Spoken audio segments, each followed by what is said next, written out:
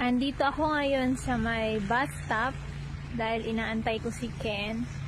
Dito yung drop off na school bus nila.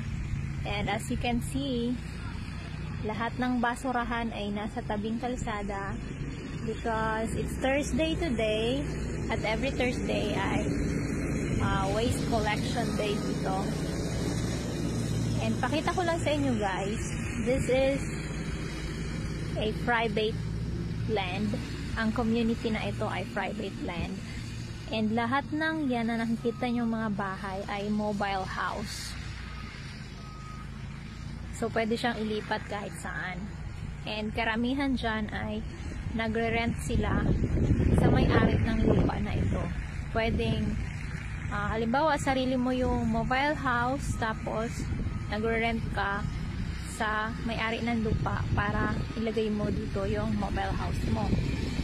But this community have their own park, children park, and my space for maglaro ng soccer.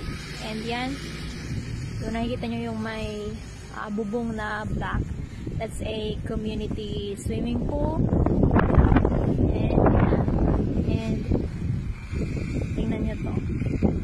Diba? Meron pa ditong sariling that is a oil pump. Diba?